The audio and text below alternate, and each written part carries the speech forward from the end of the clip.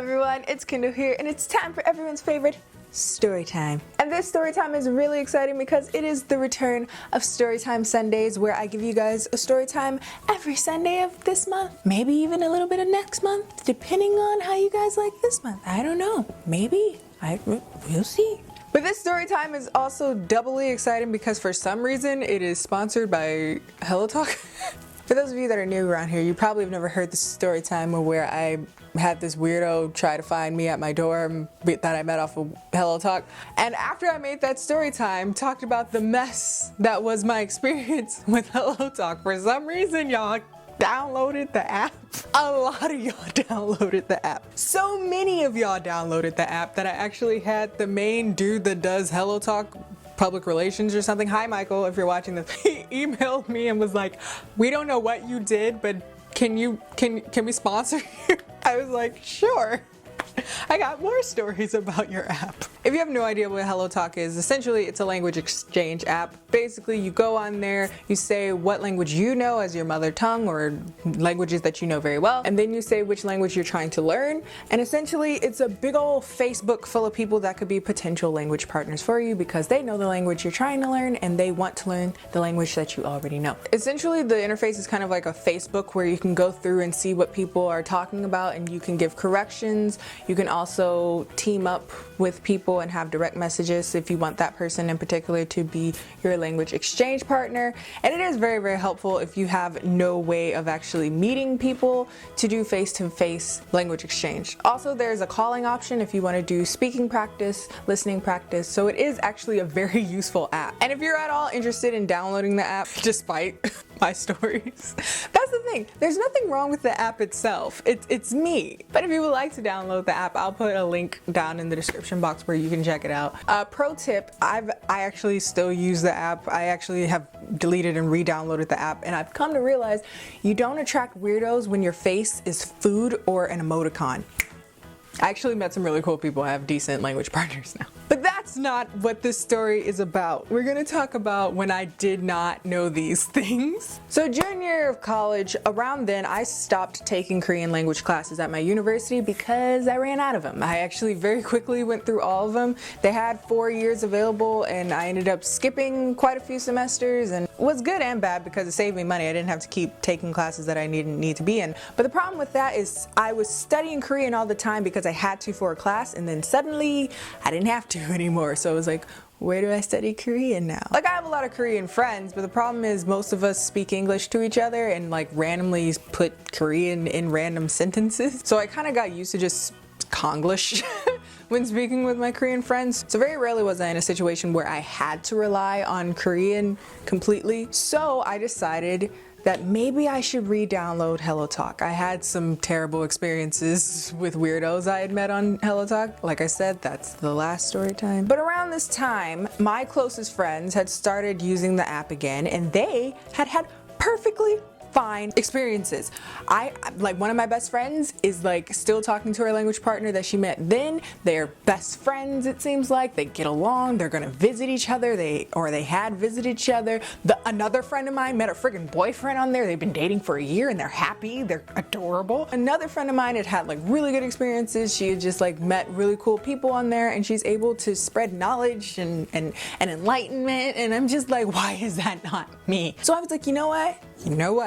I can meet a normal person on this app. I can meet normal people. And that's ironically when I met this guy. I call him Butt Oppa because he was kind of a butt, but I actually don't remember what his real name is at this point. So Butt Oppa was not attractive at all, but granted, that's not a prerequisite to being a good language partner. You just want someone that answers you actually at the end of the day. But he kind of looked like a Yukon Gold with legs.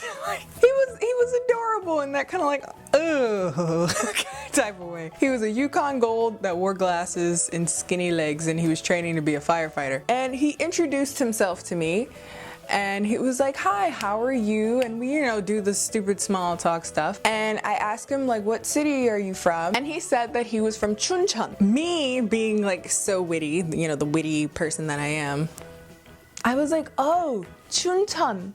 혹시 춘천을 추천하세요? You don't understand the joke. Essentially, it's a pun. Now, For those of you that know me personally, you would know that I am a strict opponent of the pun. I think it's the worst form of comedy to ever grace God's screen earth, but I did it. One of my best friends is a big fan of it, so maybe it was rubbing off at the time. I gave that stupid joke and he thought it was the funniest thing he had ever heard in his life. I can't imagine that someone from Chuncheon had never heard this joke before, because it just seems like such an obvious joke to make, but okay. He like sent me so many rows of laughing that I was like, okay, I mean, I know I'm funny, but this isn't my best work, so chill out. Basically, he was like, oh my God, you're just so witty.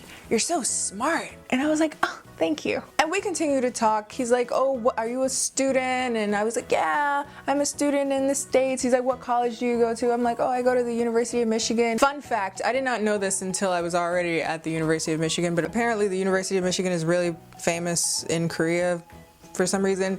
I think it's something to do with the STEM program. I don't know. There's a lot of Koreans at the University of Michigan. That's why I kind of felt like I never left Korea when I went back to school, because I was just hanging around a bunch of Koreans. I don't know. He was like, oh, you go to the University of Michigan? Oh my God, you really are brilliant. I'm like, no, I'm pretty average. But he was just like, oh my God, oh my God, I'm speaking to a genius. And I was like, okay. And this dude was weird, okay? I knew it was weird from the jump, but do you know why I continued to talk to this dude? He was kind of funny, I'm not gonna lie. And I've come to realize over the years that a lot of the poor decisions that I make associated with my relationship to other people is that I ignore all of these blaring signs, my first intuition, because they make me laugh. And that is never a reason to ignore when people are weird and just overall just not great people. This has happened to me so many times, it's not even funny. I can easily tell you like 3 or 4 stories that just come off the top of my head where I ignored the blaringly obvious problems with a person just because they made me laugh. Like for instance, one time we started talking about my height. I like to bring up my height because it's kind of a thing if at any point I don't want you to just be suddenly like, why didn't you tell me that? I'm 6 feet tall for those of you that are new around here. So like I bring it up as just like a talking point a lot of times. And he's like, oh, wow, you're really tall. I was like, yeah, I'm pretty tall. He was like, that's so cool. I'm something equivalent to 5'6". And he was like, yeah, I'm Gollum. And then he sent me a picture of him crouched on a rock doing My Precious. So I thought it was funny. I ignored a lot of things because I was like, that's really funny. I forgot, this dude was actually the guy that had asked me about black people and fried chicken. If you guys have ever seen my video about the misrepresentations, misconceptions about black people, he inspired a whole point on that. He sent me this long message and he was like, I'm not racist, I just don't have any African friends. And I was thinking in the back of my head, I'm like, I don't recall being actually African. I'm African American. I don't even know what country my family comes from, but okay. He's like, I don't know any Africans, but like, is it true that black people really like KFC? And I'm not gonna lie, it was kind of funny because he was so concerned about being seen as racist. I was like, well, I don't think you're racist, I just think you're ignorant, and you know that you're ignorant, and that's the reason why you're asking me this question, so I can't fault you for being ignorant. And I'm using ignorant in the most neutral sense of the word, literally not knowing something. He had found this video of this black dude that was very feverishly eating chicken. It had recently had subtitles, Korean subtitles added to it, so that had gone viral in Korea. As you can imagine, that really shed a great light on black people. But I did appreciate that he was like, I just want to know, I'm sorry, is this like, I'm not racist, I still think you're a great person. If you're gonna stop thinking I'm a great person, even if I did feverishly love chicken, it's weird. I don't understand how me being a good or a bad person have anything to do with my taste in chicken. But by the way, again, I prefer Popeyes, but that's neither here nor there. But despite him being funny, overall, he was really, really weird. But I ignored so much because it was funny, and also he seemed as though he was like kind of willing to learn about black people, and I thought, you know, I was doing like, you know, my good job, my good deed on this earth. But that's where everything goes wrong, because he misinterpreted me trying to be like a good open person as me being interested in him. Also, I will take the blame. One thing that I've come to notice is that my Korean, there's just some topics that I bring up in English and think nothing of can be seen as quite flirtatious in Korean, i.e. I bring up things like boobs. I think nothing of it because boobs, I don't even like, boobs of course can be a sexual thing, but they're also just like a part of the body. Oh wait, now I remember. It's because I had been gaining weight around that time and I was living in a fantasy world where I thought that that just meant that my boobs alone were getting bigger, and then I realized, no ho, that's all of you is inflating. Oh, now I remember, he was training to be a firefighter, and so he was talking about how he had to exercise all the time, and I was like, yeah, I realized I had to start exercising. I was delusional thinking that, oh, my boobs are getting bigger, but it was just I was getting fat. Ever since I brought up the topic of boobs, he just felt very, very comfortable talking to me.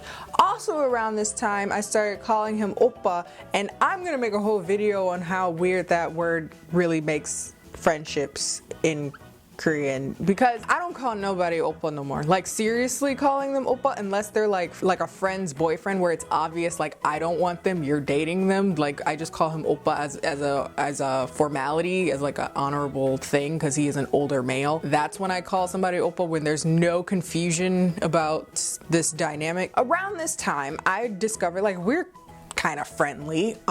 He's older than me and we almost entirely spoke in Korean, so it felt kind of weird always calling him whatever his name was, she, especially because in my phone his name was Butt Oppa. So I started calling him oppa, and that word just really changed the dynamic. He started getting very endearing all of a sudden. Like one time he started bringing up his kids and how he wanted to have tall kids, and this was after I had also, you know, brought up my height again for whatever reason. I think I was saying I was going to go buy pants because it's hard to find pants when you're tall and stuff. He's like, yeah, I want tall kids. I'm like, nice weather we having around here. That's crazy, not a cloud in the sky. He's like, yeah, I want tall kids. I think I'm gonna need to marry like a tall woman. I'm like, hope you find that. Where could they be? I don't know. And it was so funny because I didn't even try to hide that I was curving him. I would literally say things like, oh, they're out there somewhere.